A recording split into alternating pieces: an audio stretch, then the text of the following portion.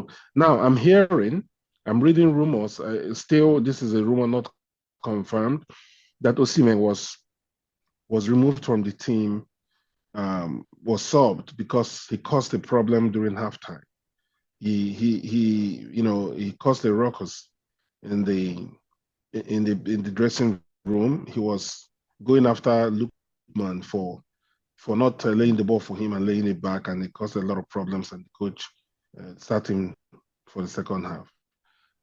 If that's the case, again, credit to the coach. We want a coach that has a leash, tight leash, control over the dressing room, and makes choices that will be to the benefit of the team. You might say he beat himself by removing Osimhen, but a coach has to make sure his dressing room is. No. I don't agree with this one. I don't agree with. He has to keep the sanctity. I don't agree with this one. I don't agree with this one at all. This is a big game. I don't support what Osimhen did, but we know that players have this passion because he wants to win. Osimhen has always been a winner. If he goes up over the board, he can caution him. He can find him.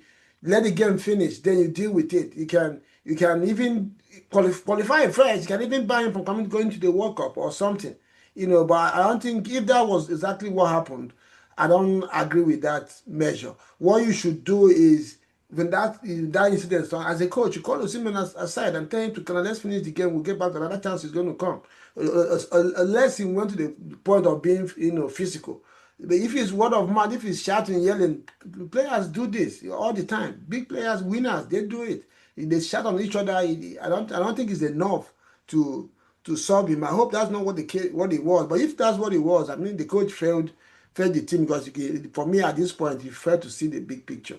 Because Osimhen, like you mentioned earlier on, him on that pitch, even if he doesn't score, he's a line of threat and he pushes DR Congo back so much. And what is at stake here is qualifying to the World Cup.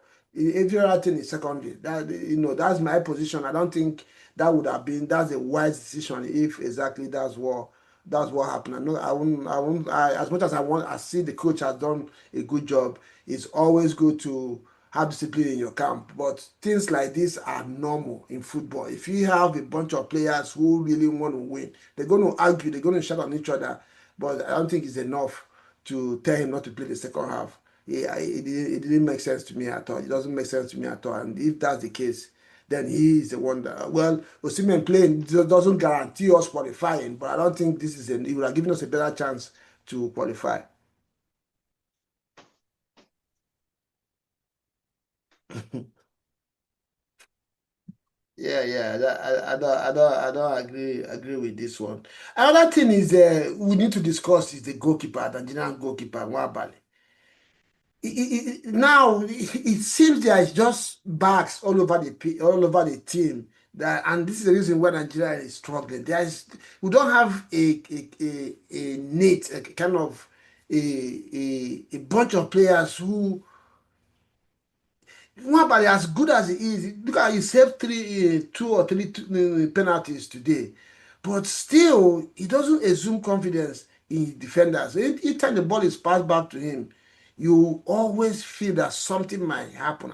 Again today, the last game, he almost got injured because of him not being good with his feet and sometimes doing what I say he does too much. I mean, you should know your ability with your feet and not gamble being the last man in the defense. I don't know what you made about Nwabali today, his performance. Yeah, well, I thought he played well today. I can understand the trepidation that comes with his use of his feet. I don't think he's very good with his feet, right? But I think it's something that can be worked on and improved upon. He tries to inspire confidence. I think he overdoes it. He treads that line just a little bit too much. And then at the end of the day, it's the opposite that you feel, right? Most important thing is that his defenders have confidence in him. If his defenders have confidence in him to give him the ball, to set up and build up, then we can understand that and we can take it, right? The problem now is the way that he's affecting fans. I think he's also affecting his defenders that way, because when they pass the ball to you, you end up losing it. At the end of the day, people are going to blame that defender that passed the ball to you, in addition to blaming you, especially Nigerians that everyone is a coach. So yeah. But I think that for his negative points, he is still the best that we have. Yeah, He is still able to pull saves that the other keepers that we have cannot. So I like him as a goalkeeper, as a shot he's the best Nigeria has. It's just that, like you said, sometimes he tries to to act what he's not. You're not good with your feet, we know. So don't okay, look at goalkeepers like Doranoma. Everybody knows he's not one of the best with the ball to his feet. He just does it as much as he can handle. The rest, just clear the ball and we'll start again. That's just my point. So this now, and the thing now is, during the time of the last set before this generation, Mikel, Obi, and the rest, as much as Nigerians were complaining about their set, they still qualified to the World Cup. They still went to the Nations Cup. I think they won the Nations Cup as well. How do you rate? What does this do to Osimhen and Lookman? These are in the last 3 years. These two have won African best, and yet in 2 successions now they've not been able to qualify Nigeria to the World Cup. How do you look at this with regards to their legacy in the Super Eagles? Well, for their legacy, I think it's not a great one, but I don't think. Yeah, okay, yeah. Looking at it, it doesn't look good. It doesn't look good in the sense that you have two succeeding African Cup of Nations. No, two succeeding winners of the best player in Africa without qualifying for the World Cup. Twice. It doesn't look good. It doesn't look good, but I don't think it destroys their legacy with Nigeria, because for Nigerians, they are not responsible for us not qualifying. They put in their best, they did their bit, more especially Victor Osimhen. I don't think everybody knows what he has contributed to the national team. Now, the blame game will go to the coaching area, will go to the NFF, will go to certain other easier to blame members of the team, like Nigerians are prone to do.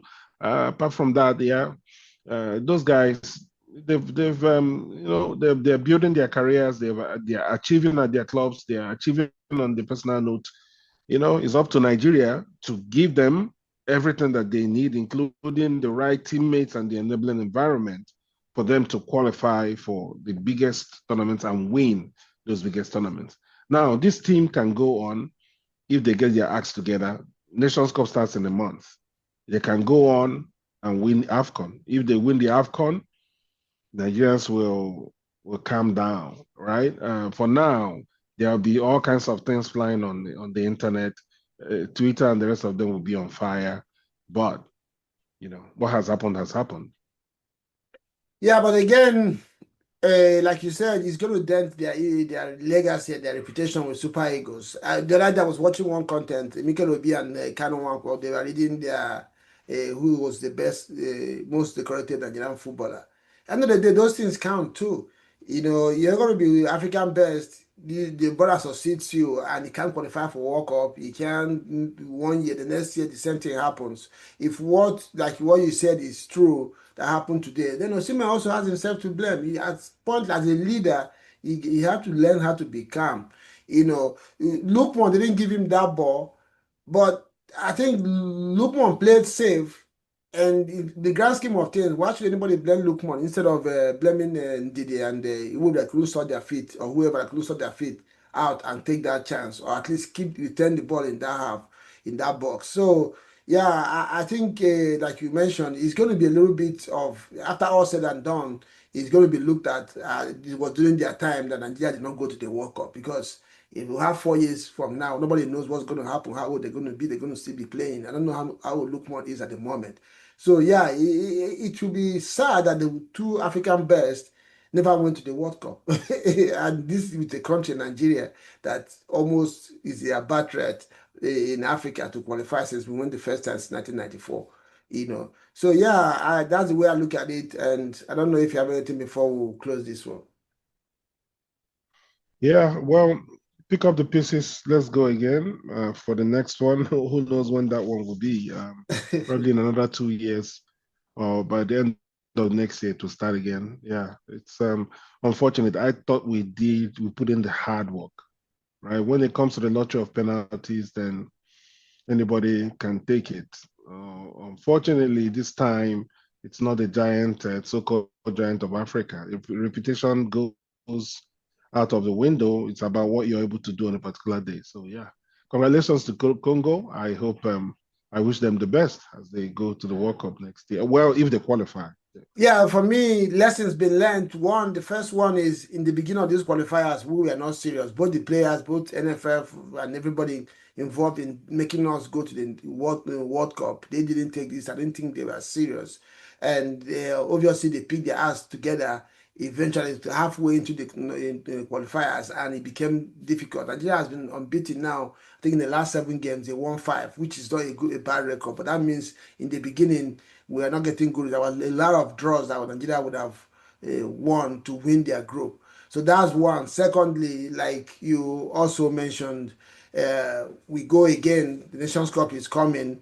You keep pushing. Keep this coach do a little bit more of scouting.